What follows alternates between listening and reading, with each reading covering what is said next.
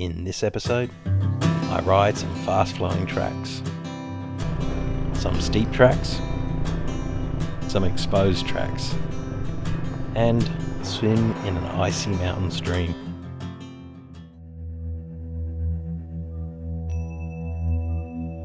Morning. It's an early start. Still not first light yet. I woke up and thought, well, might as well get on with it, get out there. By the time I pack the tent up, it should be enough light to start riding. I'll be back out on the trails, see what today brings.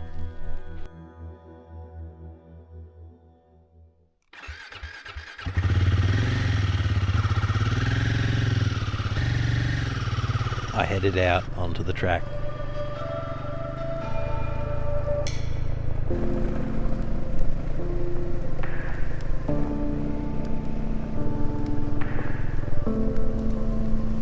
I reached the top of the hill, which revealed another lake down below.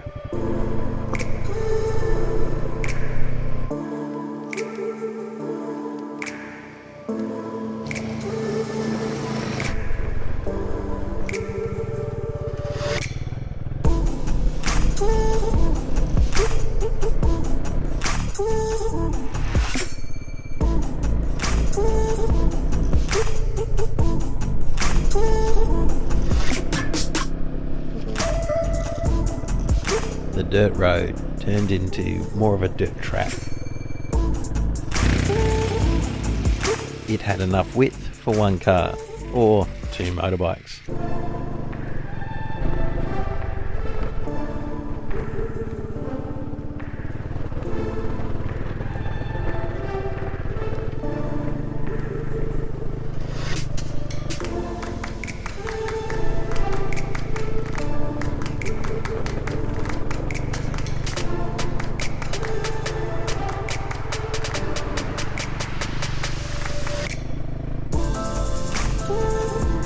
I pulled up to have a sneaky view of what I was riding through.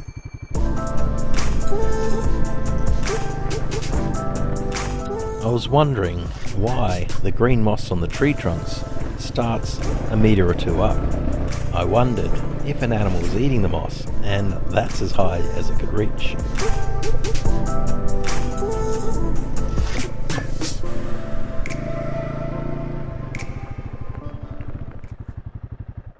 Just pulled over for some water as it's quite dusty out here.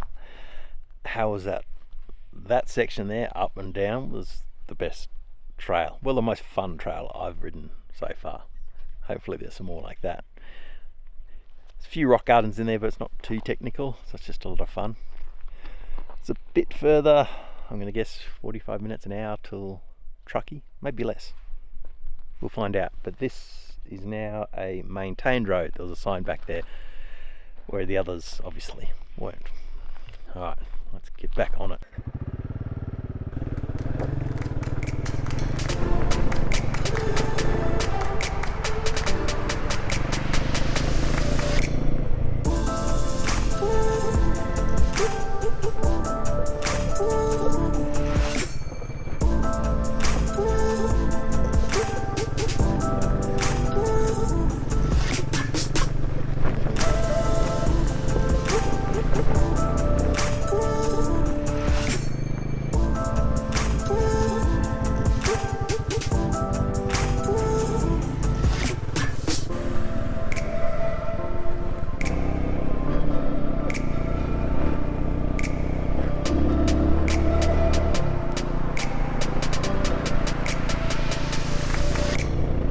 I made it back onto the sealed road.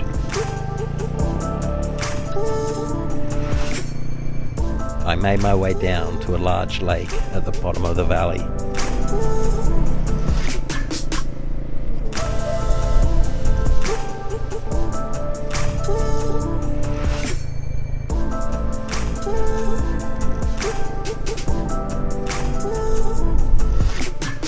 Now these are what you call a lake house.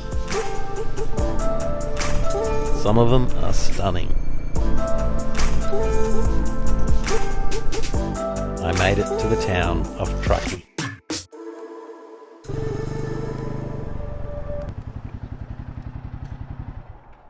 Just stopped to get some fuel and a snack. Next up, more trails and a lookout that looks pretty impressive. We'll see. And how are some of those lake houses? I'd stay.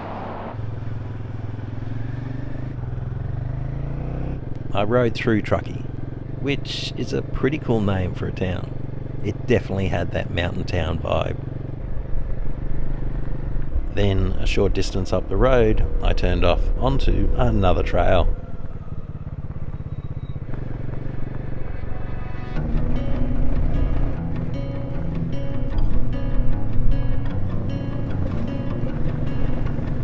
Finally, I spotted my first large animal, a deer.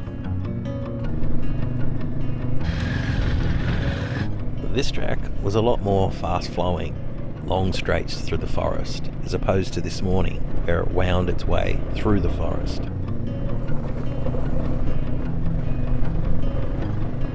I came to a four-way intersection, so I thought it best to check the map due to the amount of times I've missed turns because I was looking at the scenery. This uphill climb was rougher, with more exposed rock. I guess anywhere you have an incline, there's more chance that the dirt will wash away when it rains, and expose what lies beneath. I took a turn off a short distance, which led me to a lake.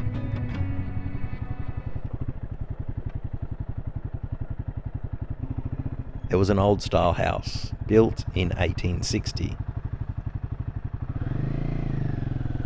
Just across the way was another building, an old barn.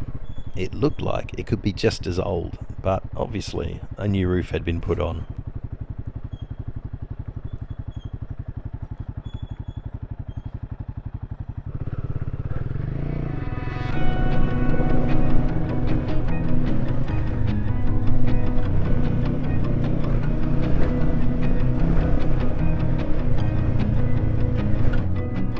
I then came across another lake. There seems to be quite a few in this area.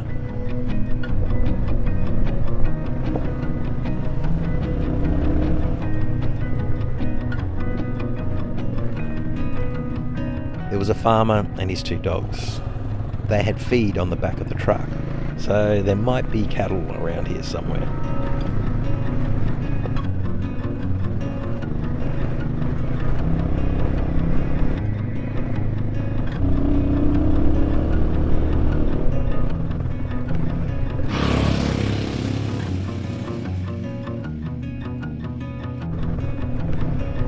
I turned to the right as I'd spotted an opening in the forest.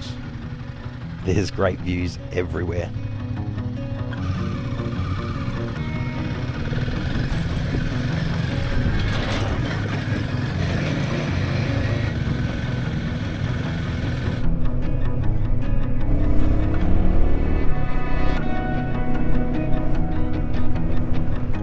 It's amazing to ride through here and not come across another person. It feels like I've had the whole mountain range to myself.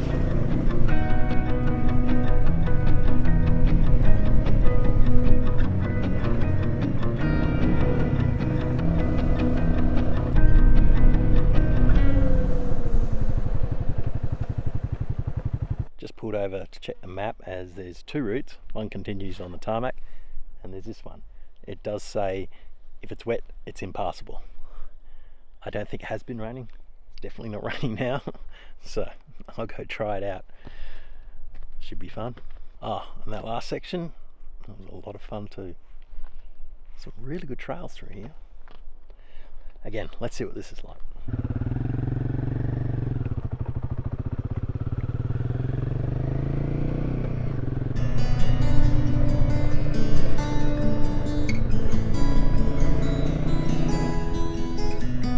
The track descended gradually at first, then got progressively steeper.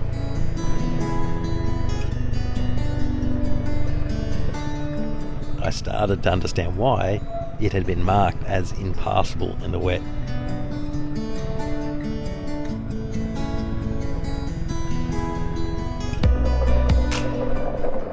I pulled up to try and give a sense of how steep. Even going slow and sideways to the track's gradient, my back tyre was losing traction.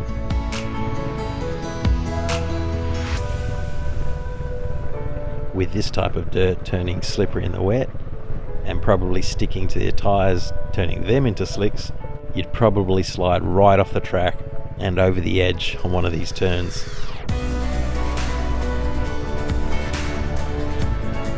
The track kept descending further and further. I didn't realise how high I must have been. I pulled up again as the track had got even steeper in this lower section. The track finally turned to a sealed road, so I had grip again.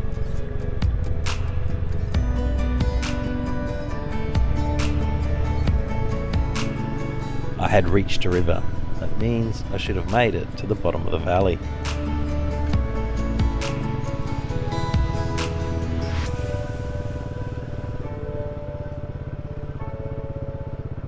I rode through another one of these small, quaint mountain towns. I think I'd like the pace of life in a place like this. I wound my way along the North Yuba River.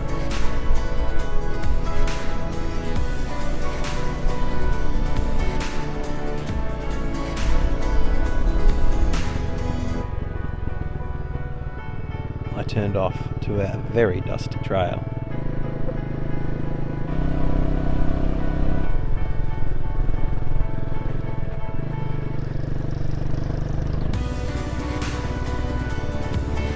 There was some rather large logging machinery along the track.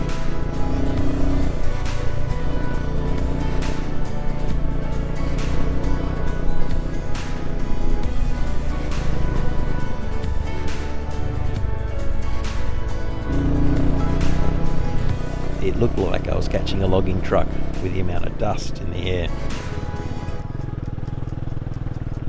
As soon as I passed one, there was another one coming towards me. So I pulled over as far as I could and leant into the bank to make it as easy as possible for them to pass. And I tried to not take any deep breaths.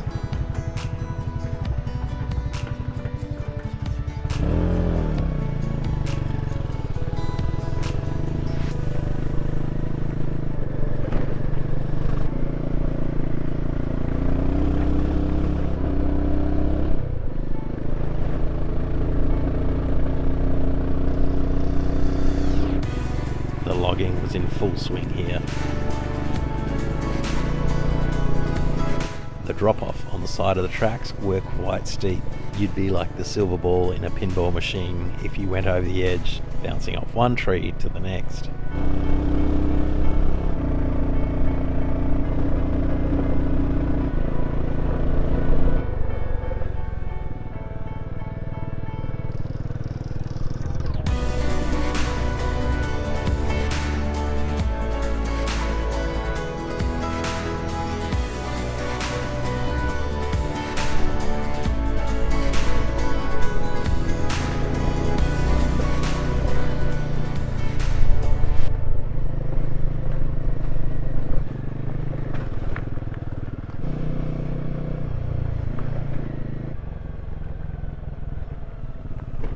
This was one of the alternate hard routes. It went up and back to the peak of a mountain.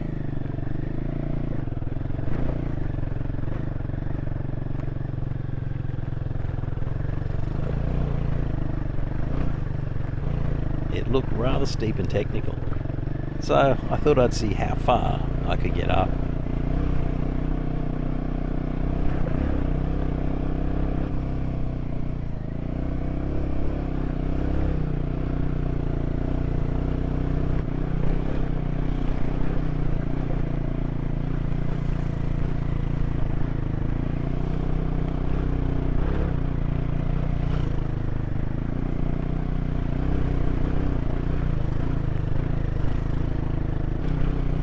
It felt like I was climbing into the sky. The track just kept going on and on.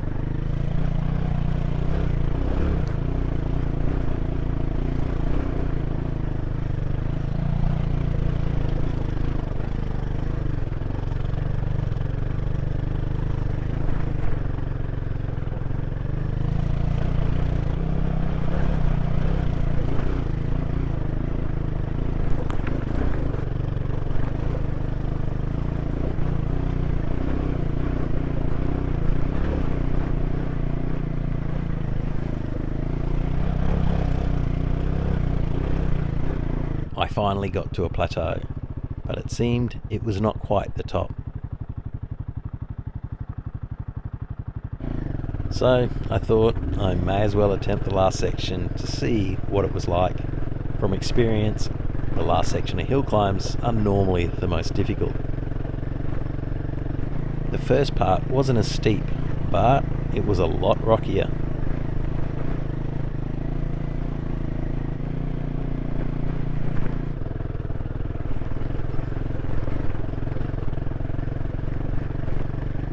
I was trying to make sure I didn't hit any of the large boulders, as that could send me off the track.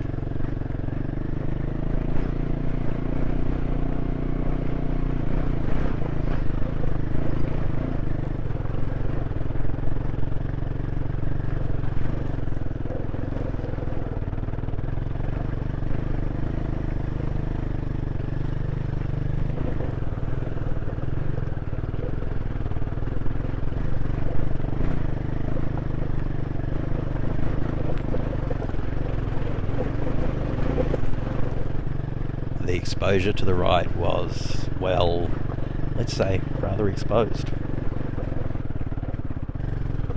I could feel I might be in a bit of trouble here. Not the bike, but me. I was starting to cramp up.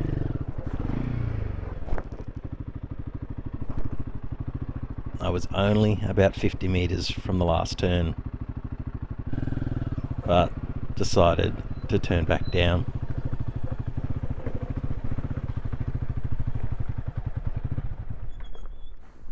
Well, it's definitely steep and really rocky. I think there's one more corner to go, but I started cramping in my legs. So yeah, I just turned it around before I did anything silly. I can actually see the lookout tower from here.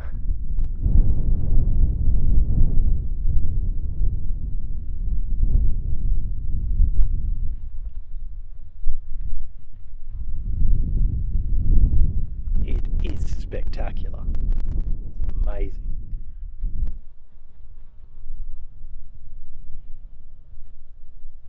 As I was coming up, the only thing I thought about was going down. Oh well, got myself here. I'll have to take myself down.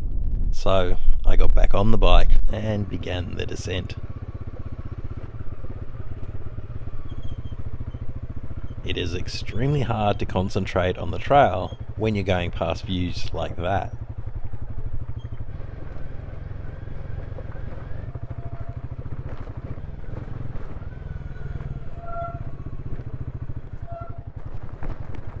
I came upon a small four-wheel drive, which I passed.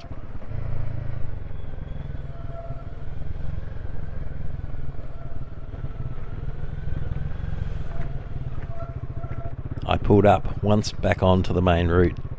The small four-wheel drive I'd passed had caught back up. It was a couple who lived nearby. We got to chatting and they asked about my ride and where I'd been. Then they asked where I was going to stay tonight. My reply was, I had no idea. I'll just keep riding until I come across somewhere later in the afternoon. Which they replied they had a small cabin on their property in town and invited me to stay. Their names were Chris and Tina.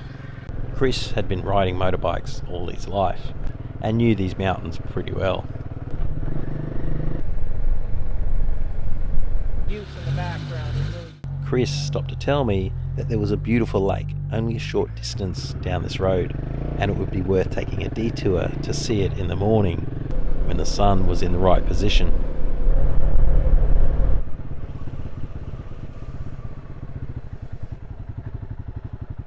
This is the joint right here. Okay.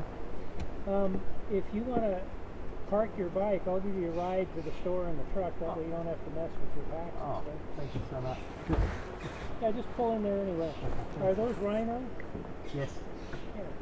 You gotta set it up.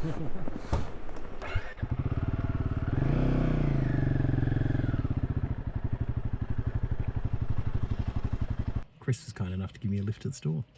On the way back, Chris picked up some hikers to give them a lift to the trail. It's the kind of thing people out here do. Thanks, guys, so much. This trail was actually America's most famous trail, Anybody out? the Pacific Crest Trail, Okay. which starts on the border with Mexico and finishes at the border with Canada. We got back to Chris and Tina's place and they said I should check out the river. Making my way down to the river. So they say there's a little pool there. I've said I may get my ankles in because I don't like cold water, but I'm going to try and brave it and get in. There is a backup warm shower up there.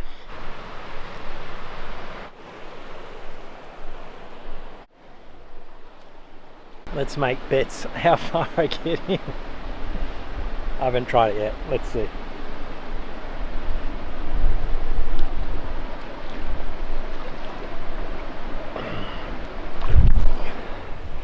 It's slippery. It's cold, but I think I might be able to get in. I'll put this down.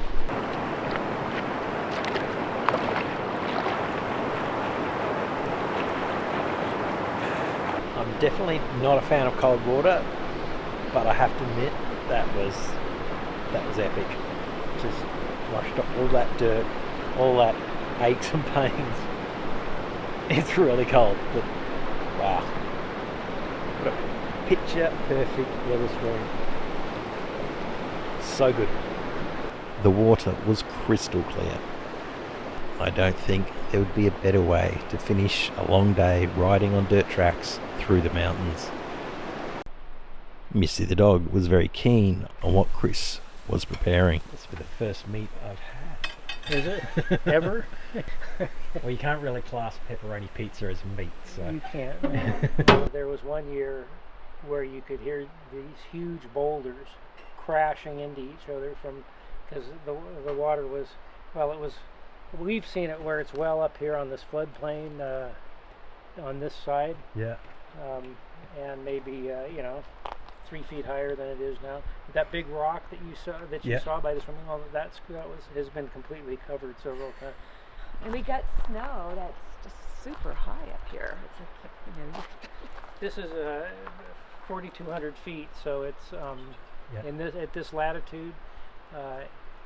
Normally it'll snow for several hours and it'll rain for several hours because we're kind of right on the snow line. Yeah. But sometimes, I've had to shovel like 6 feet of snow to get a vehicle in here because you can't park them on the street because the plows come through. That'll take another. It was simple food, but it tasted so good. I can put this up. Fish. Okay. Nothing special. As the sun started to set, I got into the little cabin they had kindly let me use, which I'm sure would leave me rested and ready for tomorrow.